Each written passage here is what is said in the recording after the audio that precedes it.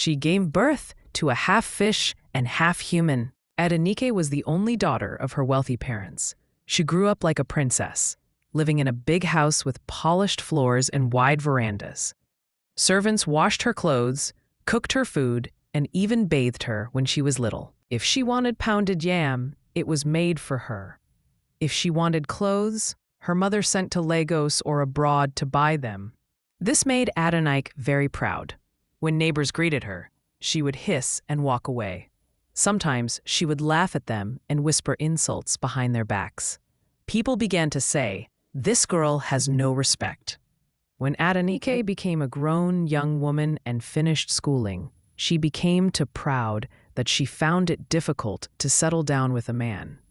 All the men that came her way all looked like a piece of shit. Finally, she agreed to marry Olawale, a calm, gentle, hard-working man from a humble but respected family.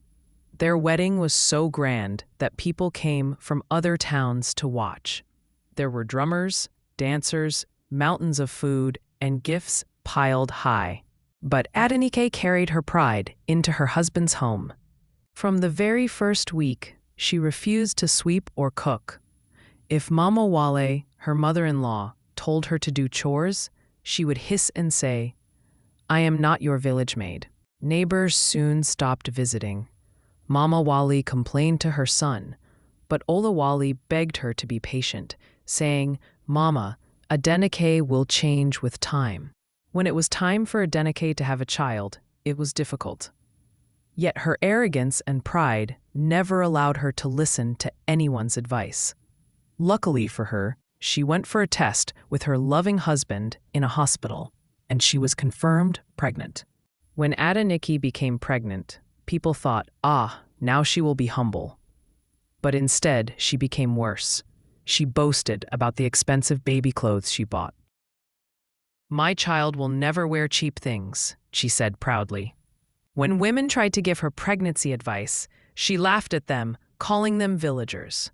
One afternoon, she went to the market to buy fish.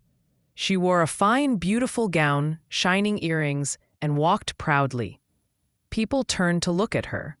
She was accompanied with her maids as usual. At the market, she saw an old woman sitting beside a basket of fresh fish that shone like they had just come from the river. "My daughter," the old woman said kindly, "buy my fish and cook good soup for your husband." But Adenike frowned. "This woman looks so dirty. Your wrapper is torn. Your hair is rough and your fish smell bad.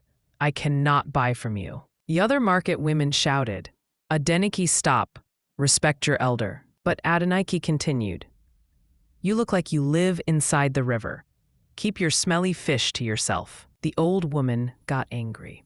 Her voice became deep and powerful.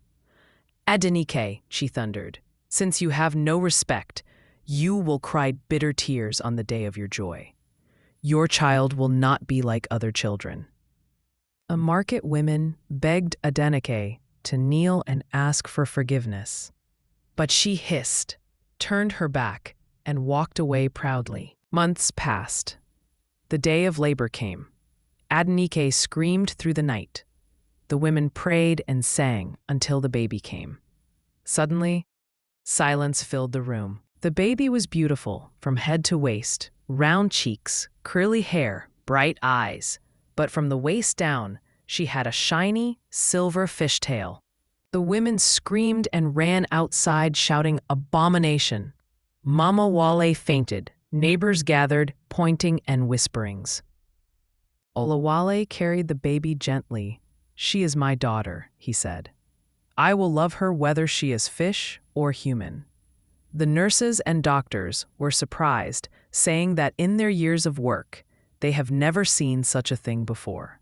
But the neighbors began to mock Adenike, calling her Iya Eja, fish mother. Children gathered outside, singing. They laughed until Adenike chased them with a broom, but they always came back. Instead of being humbled, Adenike became bitter.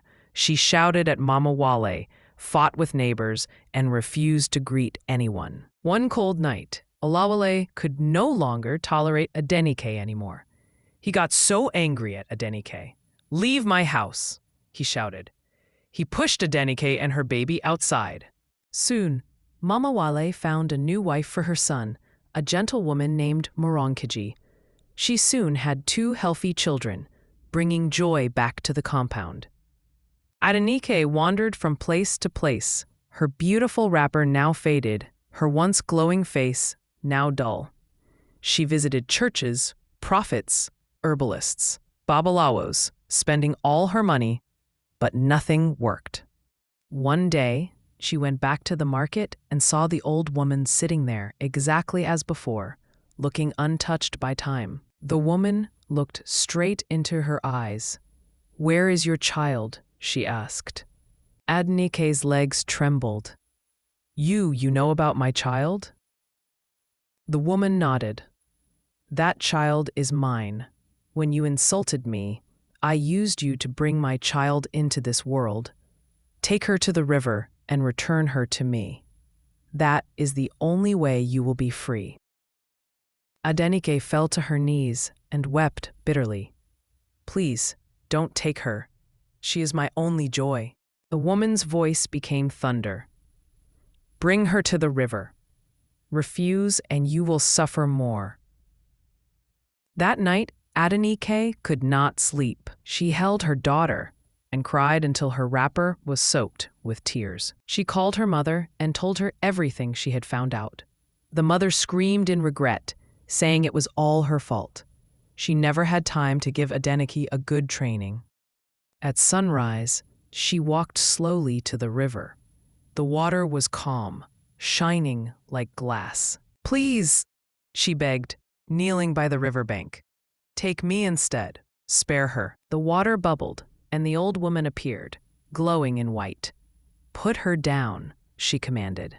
Adenike hugged her daughter tighter. "No, she is mine." The river roared angrily. The woman raised her hand, and Adenike felt weak. Shaking, she placed the child on the sand. The child looked up, smiling softly.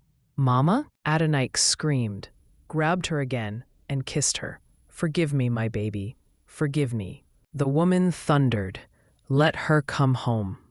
Screaming, Adenike carried the child into the shallow water. Her tears fell into the river. "I love you," she whispered. The water rose and gently pulled the child away until she was gone.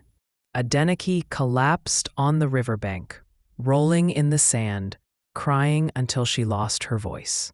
"You are free," the woman said, "but you will never have another child."